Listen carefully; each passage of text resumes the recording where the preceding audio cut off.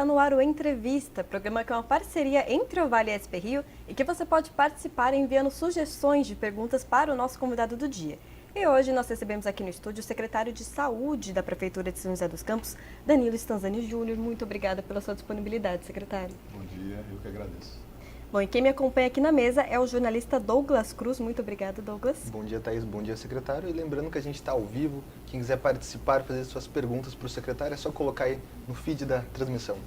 Bom, e a Prefeitura anunciou nesta semana que discute com o Estado uma reestruturação da entrega de medicamentos de alto custo, que hoje é alvo de uma série de críticas da população. Será que o senhor consegue nos explicar um pouquinho quais devem ser as principais mudanças e qual é a expectativa de redução de tempo de espera dos pacientes? Essa questão do alto custo do Estado é um problema crônico já, né? Desde o outro mandato que eu participei como secretário já tinha esse problema, não mudou nada. A logística que o Estado tem no Vale do Paraíba é muito ruim para São José. Então a medicação chega por etapas, eles chamam de grades, são 4 grades durante a semana. A gente não sabe o que vai chegar em cada semana, a gente fica sabendo no dia que é notificado. Aí nós recebemos, colocamos nos nossos sistemas e comunicamos o usuário da medicação. Então, quando ela chega na última semana fora de prazo, atrasado, por exemplo, a gente tem pouquíssimos dias para entregar para os pacientes, porque se não entregar e coletar a assinatura do paciente, a medicação do mês seguinte não vem. Então, por isso que vocês devem ver com frequência aquela fila gigantesca na porta da farmácia central. Então não é culpa do prefeito, não é culpa do secretário, e sim essa desorganização da logística do Estado.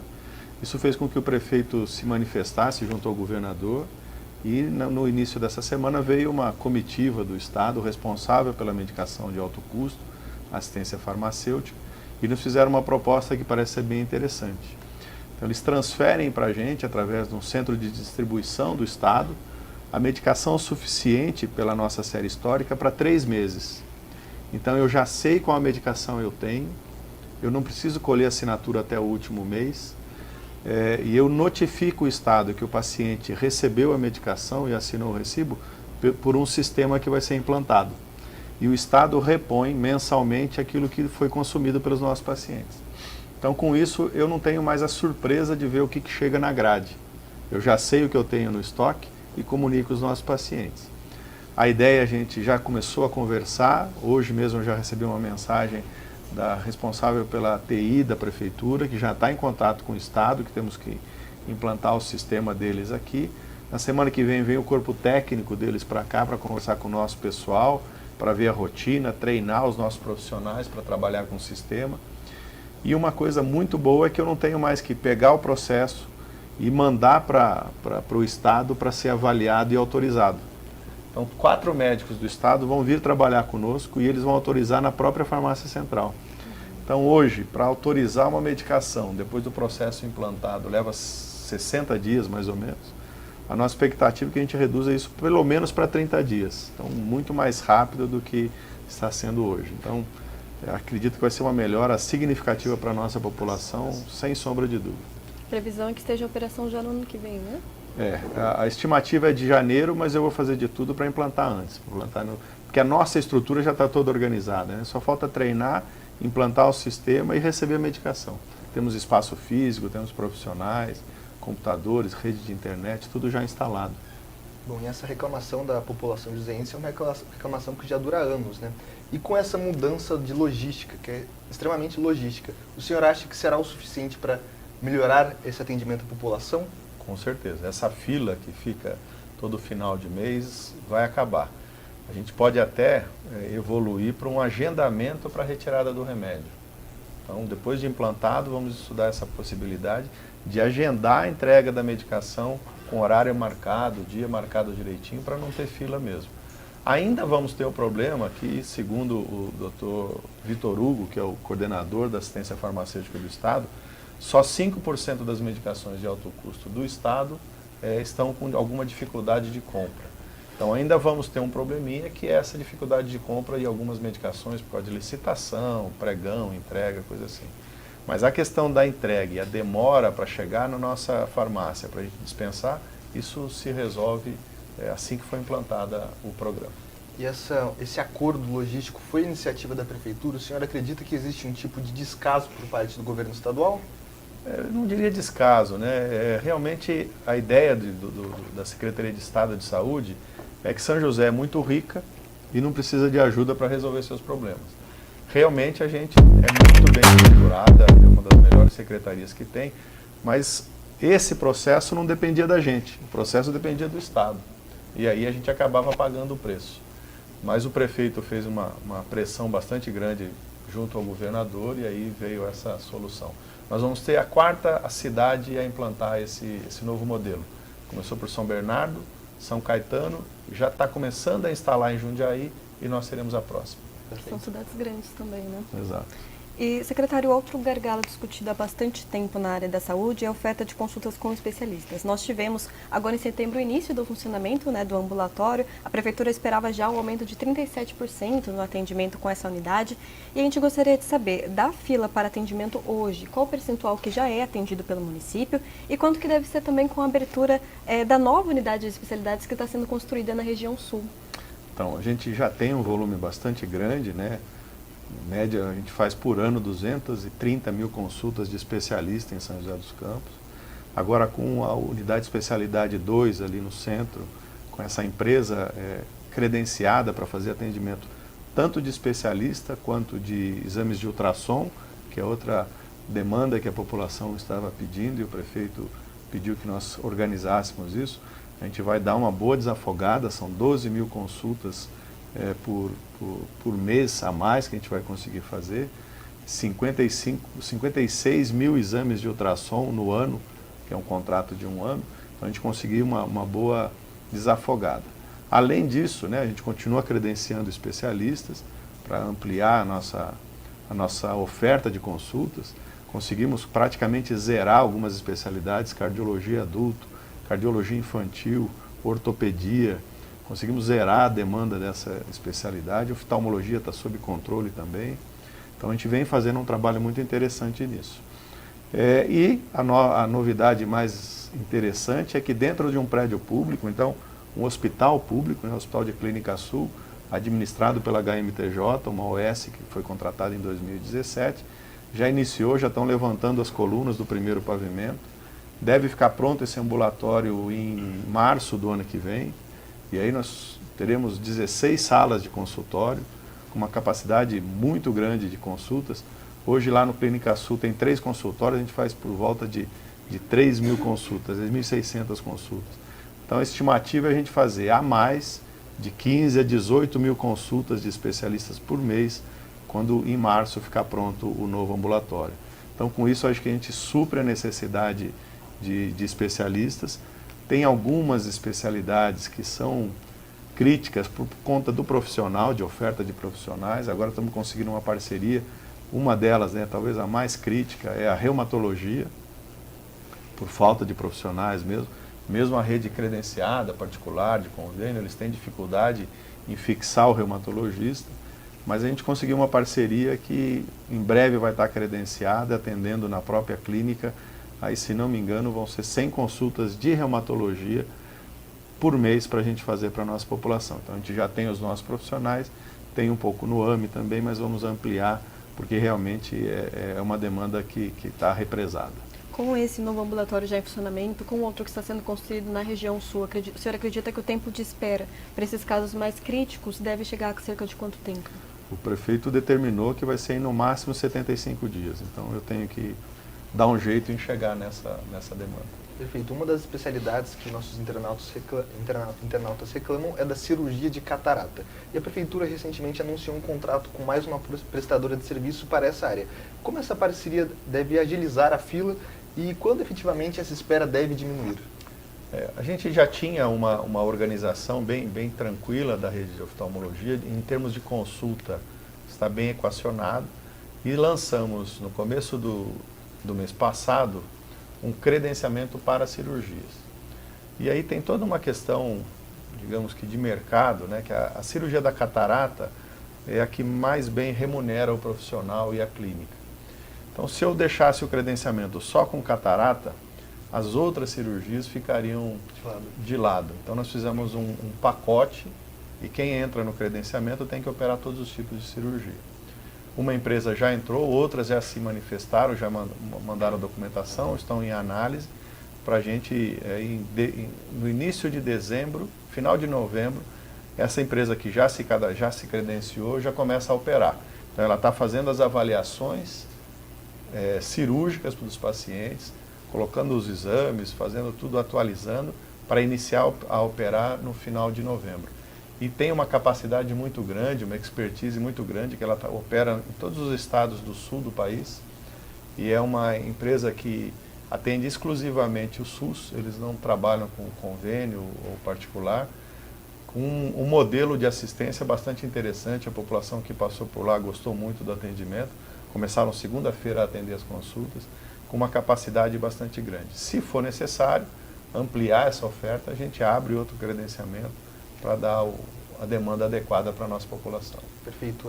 Temos aqui uma participação, nossa primeira participação do dia é Roberta Santos. Ela está reclamando aqui da urgência, da demora, e ela perguntou se, além da reumatologia, a neurologia infantil também está nesta fila de especialidade que vai andar. Sim, com certeza.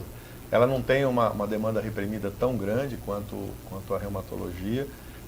O problema da neurologia é a necessidade de renovação de receitas.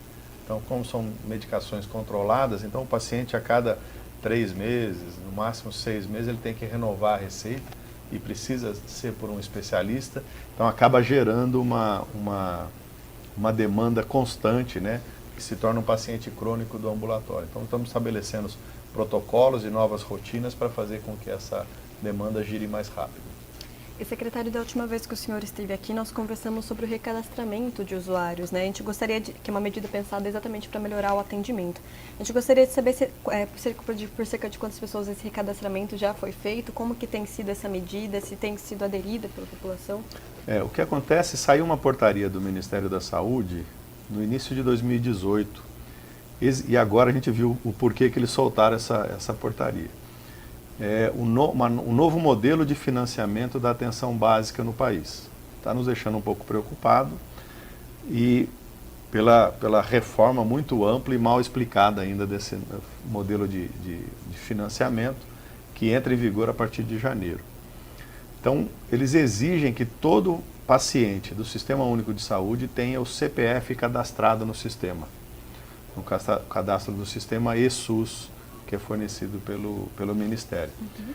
Esse eSUS está com alguns problemas aí de cadastro, cai muito facilmente, a gente está com dificuldade de transmitir do nosso sistema de informação para o eSUS, mas já temos 550 mil pacientes já cadastrados com o CPF, tudo direitinho.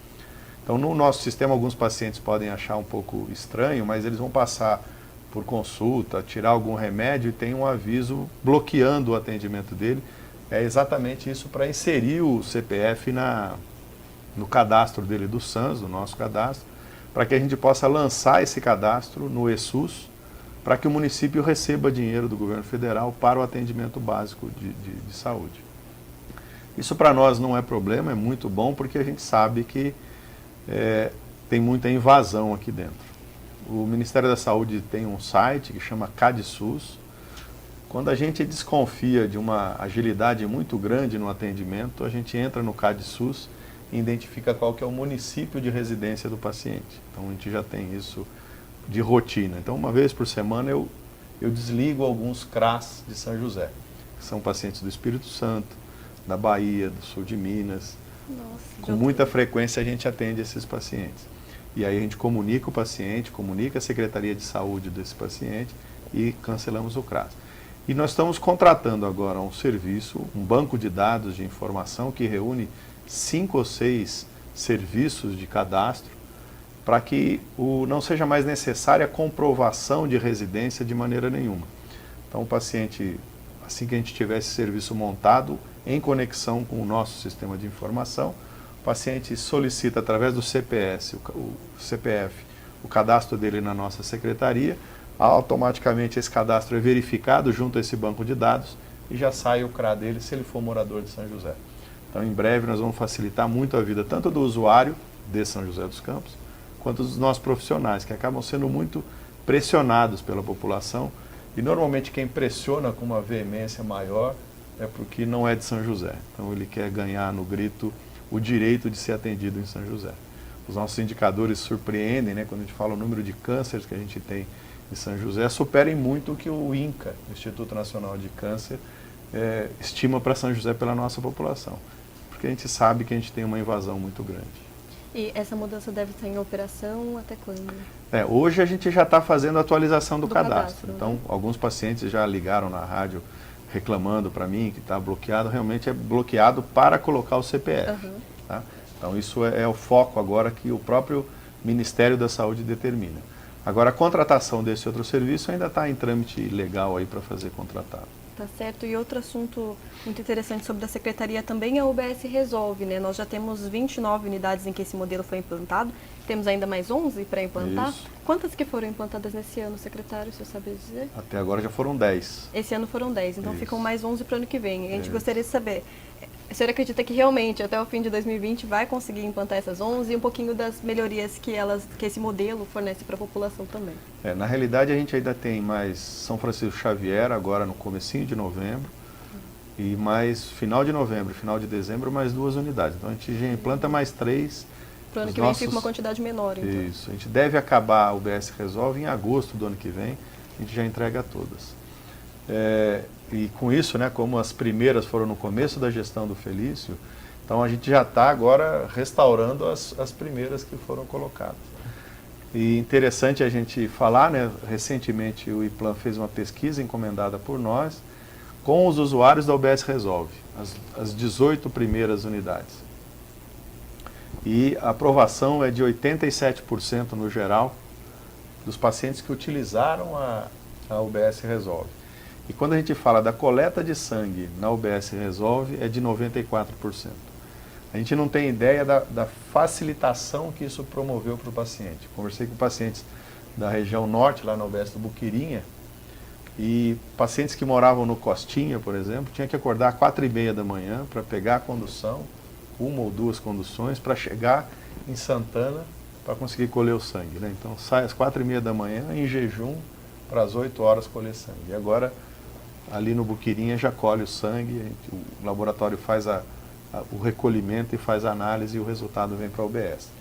Então, além da questão de colher o sangue, que é um benefício para a população muito grande, a gente melhora os protocolos clínicos, então a gente libera para os clínicos, pediatras, que solicitem alguns exames que antes eram encaminhados para o especialista só para solicitar o tipo de exame. Melhoramos os protocolos, damos então essa maior liberdade para os pacientes. E uma coisa bastante interessante que a gente vem fazendo é colocando a gestão à vista dos indicadores de saúde. A gente está acostumado a ver o indicador da mortalidade infantil, né? Todo mundo conhece esses indicadores. A gente tem centenas de indicadores, escolhemos 34 indicadores. Desses 34, os mais importantes, 12 a gente coloca num painel de gestão à vista, que são os indicadores referentes àquela área de abrangência. Então, os pacientes atendidos por aquela unidade básica. Então, a gente fala, existe um indicador do município como um todo, mas o importante é que os profissionais e os pacientes conheçam os indicadores da região dele. Como é que está sendo tratado a gestante, o idoso, as crianças, como é que está a taxa de vacinação, o número de faltas nas consultas agendadas. Então, o painel de gestão à vista faz com que a gente estimule a melhora da assistência dos nossos pacientes. Perfeito, já que o senhor falou de vacinação, vamos falar de sarampo. Em São José dos Campos estamos atualmente com 37 casos confirmados, isso mesmo? Perfeito. Exato. E recebemos muitas perguntas de internautas de como está sendo feita a cobertura vacinal aqui na cidade. Qualquer cidadão joseense pode ir ao UBS se vacinar? O que tem que levar? Qual a idade que está sendo vacinado agora?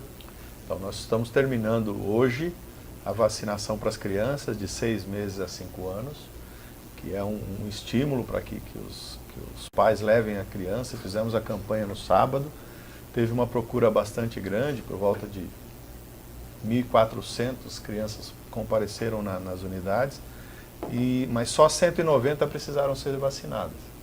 Isso é bom para nós, apesar de a gente montar uma estrutura para suportar muito mais do que isso, mas significa que a nossa rede está vacinando direitinho. Então, A criança que foi, mas já tinha vacinação em dia, não precisou tomar outra dose. Então mostra que a nossa cobertura vacinal para o sarampo está muito boa. E a gente aproveita até para atualizar, orientar sobre as outras vacinas, não só do sarampo. E agora no mês de novembro, a gente vai fazer a campanha para pegar de 20 a 29 anos de idade esses adultos jovens que não têm a carteira de vacinação adequadamente preenchida, para fazer essa campanha, sendo no dia 30 de novembro o dia D que a gente vai funcionar para fazer o dia mais impactante aí da vacinação. Então a gente iniciou logo em abril, quando começaram os primeiros casos de sarampo. A gente iniciou fazendo o que a gente chama de bloqueio. Então quando tinha um caso suspeito de sarampo, a nossa equipe verificava, investigava e via quais eram os contactantes desse paciente e vacinava todo mundo que teve contato com o paciente. Quando confirmava essa doença como sarampo de verdade mesmo, a gente ampliava ainda mais a área de bloqueio, garantindo uma segurança para não espalhar muito a doença. E realmente a gente vem controlando com sucesso essa doença na nossa cidade, que em outras cidades os números são bem piores do que o nosso. Perfeito. E o que o cidadão precisa levar agora, no caso das pessoas aí que vão entrar na semana que vem, de 20 a 29 anos, para se vacinar? Carteira de vacinação, carteirinha da UBS, o que precisa levar? Carteira de vacinação. Se ele for na UBS que ele está acostumado aí, eles acabam tendo a informação lá, na dúvida acaba tomando uma vacina. Perfeito. E existe algum motivo técnico para aqui em São Paulo, especificamente em São José dos Campos, ter tantos casos? A gente sabe que cerca de 97% de todos os casos do país estão aqui em São Paulo. Quando a gente avalia por número, São Paulo é o estado mais populoso, né? Então acaba que todas as doenças, principalmente infecto-contagiosas, atingem mais São Paulo pela população. Se a gente for ver taxa de prevalência, a nossa taxa não é muito diferente do restante, né?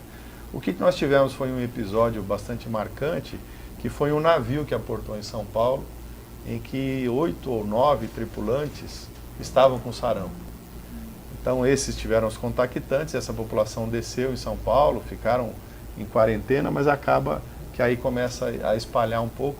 E por ser uma cidade, né, que enfrentou o inverno aí, né, uma região, tanto aqui quanto o sul, e no inverno a aglomeração em ambientes fechados propaga mais facilmente o vírus do sarampo. E aí a gente acaba tendo uma ampliação bastante grande. Perfeito. Outro caso que assustou a cidade esse mês foi a suspeita de 4 casos de febre maculosa, a doença transmitida pelo carrapato estrela. Inclusive, um dos suspeitos da doença diz ter contraído a doença aqui no parque da cidade. Como a prefeitura está lidando com esses casos?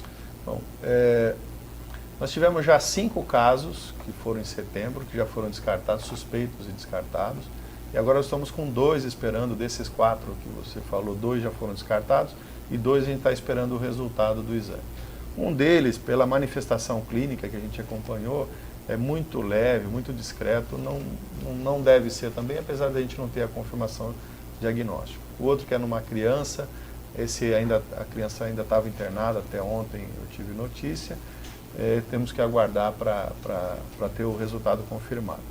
Na questão de controle, né, do carrapato, que é o principal vetor aí que a gente tem, que transmite a bactéria, a gente vem tomando cuidado desde o ano passado, quando a gente teve uma infestação bastante grande de carrapatos. Então, são as questões mecânicas que a gente utiliza. Então, aparar a grama bem baixo para que os vetores naturais, né, os predadores, as aves, galinhas, comam, né, se alimentem do carrapato, diminuindo a população, para manter a população baixa. Uma grande diferença em relação ao ano passado é a situação do clima, né? A gente vinha de um período de seca muito grande, onde a proliferação do carrapato acaba se intensificando no inverno. Para quem é da área rural, no período de inverno, né, era muito comum fazer queimada no pasto realmente para controlar a população de carrapatos. Isso já não é mais permitido, então a gente tem que tomar cuidado no inverno. Nesse inverno de 2019, choveu durante o inverno. Então isso dificulta o ciclo reprodutivo, então a nossa população de carrapatos com certeza foi muito diminuída. Mas de qualquer maneira nós mantivemos a grama, né, o gramado do parque bem aparado, para que tivesse essa remoção mecânica. Além disso, a Secretaria de Urbanismo está fazendo uma parceria com o Instituto Ambiental de São Paulo para fazer um biocarrapaticida, que chama assim. Eles estão testando, já testaram em 3 cidades e vão testar aqui agora um fungo que acaba não permitindo a procriação dos carrapatos sem nenhum dano colateral, digamos assim, para o meio ambiente. Isso está sendo feito estudo agora, colocaram várias armadilhas no parque para ver qual é o foco, né, a quantidade, para que a gente tenha aí um controle ainda mais eficiente desse problema. Perfeito. Existe algum tipo de orientação sobre esse caso para não criar alarde, para quem vai no parque da cidade com a família? O que fazer caso perceba picadas de carrapato ou carrapato no corpo? Inclusive teremos muito provavelmente um evento bem grande no Parque da Cidade, na virada cultural. É importante alertar se a população pode ir tranquila para o parque comparecer a esses eventos. Então, esses cuidados a gente já vem tomando, mas é lógico, né? Um dos hospedeiros do carrapato é a capivara. Perfeito. Nós temos uma família grande de capivara aqui, Zona Norte. não só no Parque da Cidade, mas ela circula as cidades, vai até Salesópolis. Tradicional jusense. Já vai ganhar o título de cidadã, mas circula por toda essa região. Tem toda uma lei ambiental que a gente não pode restringir acesso, a gente não pode... Tem uma série de cuidados, né, que a lei ambiental nos obriga a respeitar. O que a gente vem fazendo são esses cuidados mecânicos e agora mais esse biocarrapaticida. E o que a gente orienta é, se for visitar o parque, use de preferência uma bota de cano alto, use roupas claras para você identificar precocemente o carrapato. Esses cuidados para você identificar e não ter contato com o carrapato. Não ter aquela liberdade de brincar deitado na grama, né, para se aproximar muito. E caso encontre um carrapato, muito cuidado, de preferência com uma pinça, tirar com cuidado para não esmagar o carrapato, porque aí ele pode inocular algumas bactérias, inclusive a Rickettsia, que é a bactéria que provoca a febre maculosa. Não que a gente saiba que tem algum carrapato contaminado, que isso não é toda picada de carrapato que leva à febre maculosa, só quando o carrapato é contaminado por essa bactéria. Mas roupas claras, de preferência bota, calça comprida, para evitar que tenha contato com o carrapato. A gente distribui um folder no parque para que a população entenda os cuidados que tem que ter numa área que pode encontrar o carrapato. Perfeito. Importante tomar cuidado, prestar atenção nas recomendações da Prefeitura. E, secretário, outro caso é de que a Justiça suspendeu a contratação do Hospital e Maternidade Terezinha de Jesus para a administração da UPA do Campo dos Alemães, tendo como base um suposto caso de nepotismo pela empresa ter a sua esposa como funcionária. A oposição, inclusive, fez uma representação pedindo para o Ministério Público investigar o caso. A gente gostaria de saber como é que o senhor avalia essa decisão judicial, se o senhor acredita que, de fato, configura uma forma de nepotismo. Bom, para começar, quando a gente recebeu algumas informações que uma empresa ia fazer essa reclamação, a própria Prefeitura já fez um relatório e encaminhou ao Ministério Público antes de qualquer ação na Justiça, esclarecendo os fatos e mostrando o que aconteceu. Não é uma decisão ainda, é uma liminar. Está sendo avaliada a Justiça, a juíza encaminhou para o Ministério Público para dar o parecer. Nós já fizemos a nossa representação, a HMTJ também fez a representação dela e agora vamos esperar a avaliação da juíza. No nosso entendimento, né, meu, da Secretaria, do jurídico da Secretaria, não tem sinal nenhum de nepotismo por várias razões. Primeiro, a doutora Yara, minha esposa, é uma pessoa qualificada, é médica, tem 3 residências médicas, 3 especializações, tem curso de gestão, está fazendo um MBA de gestão, então é uma pessoa qualificada para o que está fazendo. Ela foi contratada pela HMTJ, lembrando, pelo HMTJ Hospital de Clínica Sul, que é uma filial da empresa, então o vínculo dela é com o Hospital de Clínica Sul, em 2017, quando eu também fui contratado. Então nós fomos contratados juntos, a gente tinha uma empresa junto, e fomos contratados para fazer a gestão do hospital.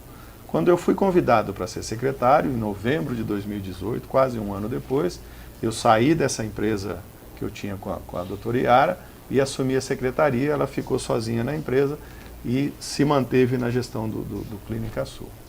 O que a legislação fala é que a organização social, ou a empresa, o seu corpo diretivo não pode ter ninguém vinculado a alguém do serviço público. E o estatuto da empresa é muito claro, né? Quem que é da administração, da diretoria da OS, que é a OS que está sediada em Juiz de Fora. Ela tem todo o estatuto, o organograma dela, em que não faz parte nenhuma. A Yara é uma funcionária do Hospital de Clínica Sul, como eu fui, e tem 290 funcionários ali dentro. A OS de Juiz de Fora está concorrendo ao Campo dos Alemães. A doutora Yara é gestora médica, que é importante também, gestora médica do Hospital de Clínica Sul. Então, dessa forma, fica bem claro, bem separado, que não tem relação uma coisa com a outra. Ela, no próprio contrato de gestão, que foi assinado em 2017, deixa claro que um gestor do Hospital de Clínica Sul não pode participar de gestão de nenhuma outra unidade, não pode acumular outra direção, outra gestão, então ela é exclusiva do Hospital de Clínica Sul, assim como todos os diretores e gestores lá. Então, com isso a gente está bem tranquilo, acredito que a juíza vai entender da mesma maneira e a gente vai dar andamento no chamamento da UPA do Campos Alemães para melhorar a assistência da população naquela região. Não chega a haver um tipo de fiscalização por parte do senhor do trabalho realizado por ela, então, porque é algo distante.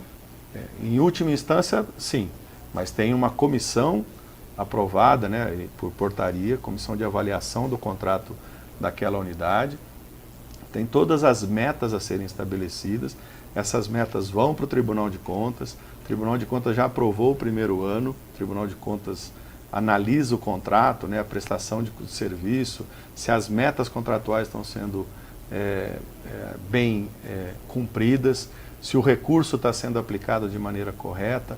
Agora nós da Secretaria fizemos uma coisa mais interessante ainda, nós contratamos uma empresa de contabilidade independente que analisa toda a contabilidade dos contratos de gestão. Antes eram os nossos servidores que faziam, agora a análise é feita por uma empresa de contabilidade independente que passam o parecer e indicam quais são os pontos que têm que ser melhorados. Então isso é muito tranquilo, é lógico que depois que passa por todas as instâncias, eu assino como aprovação que deve ser feita. Não? Tá certo, secretário, mudando um pouquinho de assunto agora, o senhor pode ficar à vontade, beber uma água. O governo regulamentou esse mês uma lei de 2017 que permite que empresas e profissionais da saúde que estão em dívida com a prefeitura ofereçam serviços à rede municipal em troca de abatimento da quantia. O senhor tem uma previsão de quando será aberto o credenciamento para as empresas e profissionais interessados? E se há uma previsão de quantos procedimentos poderão ser feitos desta forma?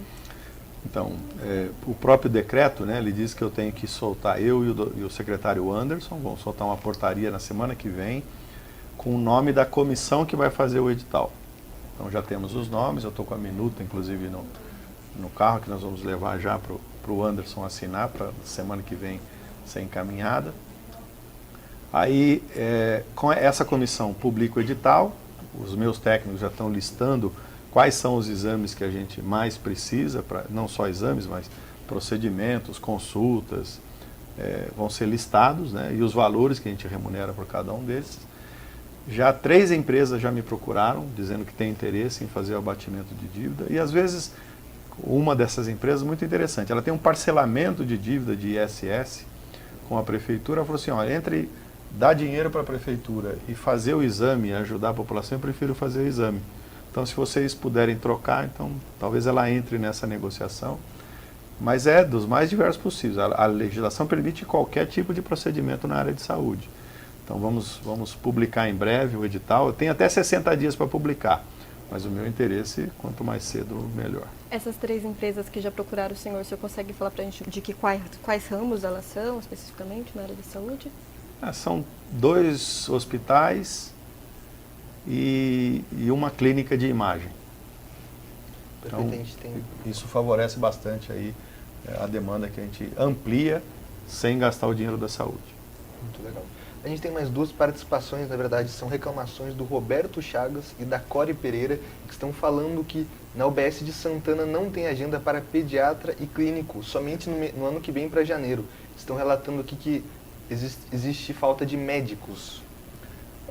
O prefeito me comentou, acho que o Roberto Chagas mandou alguma mensagem no Facebook do prefeito, alguma coisa assim. Ele passou para mim, eu antes de vir para cá deixei com os responsáveis para avaliar. Não é normal isso acontecer, a gente tem oferta de médicos. O que a gente costuma fazer é um acolhimento do paciente. Então a gente avalia, chama o paciente para conversar o que ele precisa. E muitas vezes o que o paciente precisa é de um relatório, de um atestado, de uma justificativa, ou mesmo de uma coleta, por exemplo, um pedido de mamografia, por exemplo, que não precisa ser o médico para fazer o atendimento. Então passa pelo acolhimento para ver se realmente precisa da consulta médica ou outro profissional pode resolver. Isso é rotina no Ministério da Saúde, todas as unidades que trabalham com atenção básica trabalham assim. Mas eu vou verificar, eu não tenho a resposta agora, para dizer se em Santana está tendo algum problema. Perfeito, iremos noticiar. Então, para fechar a nossa entrevista, estamos no fim de outubro, quase em novembro, 2 meses importantes aí sobre a conscientização do câncer de mama e do câncer de próstata. O que a Prefeitura tem realizado para a conscientização e prevenção desses casos? Então, nós temos um projeto, né? O projeto não já é um programa, o Dr. Uruta implantou esse programa chamado Previna, para a gente fazer o diagnóstico precoce e controlar rapidamente o câncer. Esse programa vem desde 2017, se não me engano, começo de 2018, e a gente vem reforçando cada vez mais esse processo. No mês de outubro a gente fala do cuidado com a mulher, né? Então, principalmente, o tumor mais frequente na mulher é o tumor de mama. Então, a gente faz a conscientização das mulheres para fazerem a mamografia a partir dos 40 anos, ou antes, se tem casos de risco, né?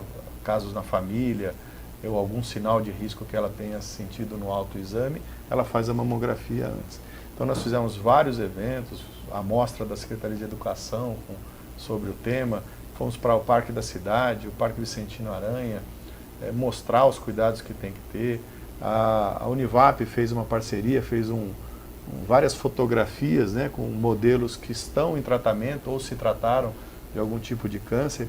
E essas mulheres participaram conosco nos parques, dizendo, olha, procure diagnosticar precocemente e se tiver não é o fim do mundo. Existe tratamento e a gente soluciona.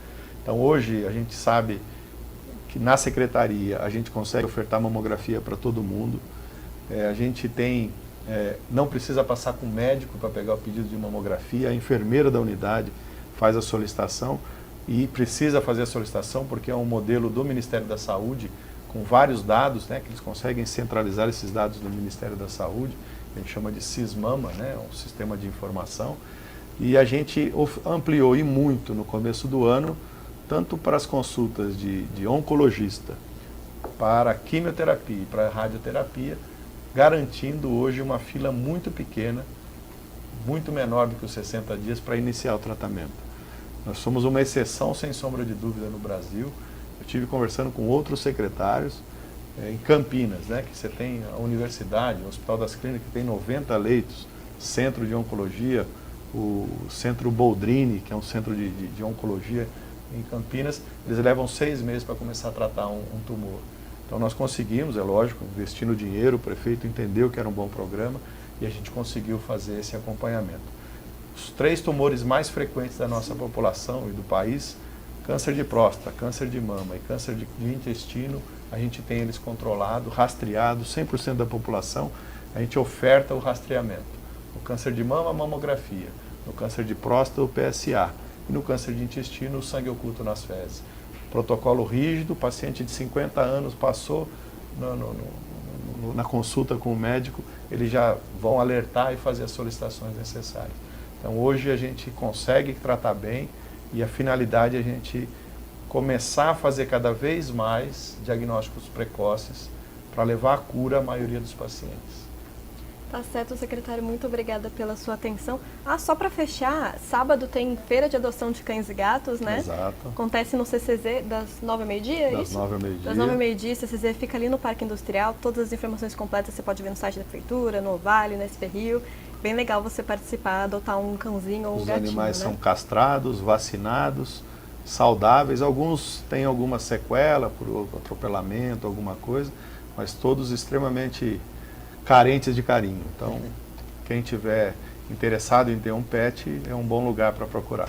Fica aí o convite. Então, secretário, muito obrigada novamente pela sua disponibilidade. A gente está sempre aqui aberto para receber o senhor.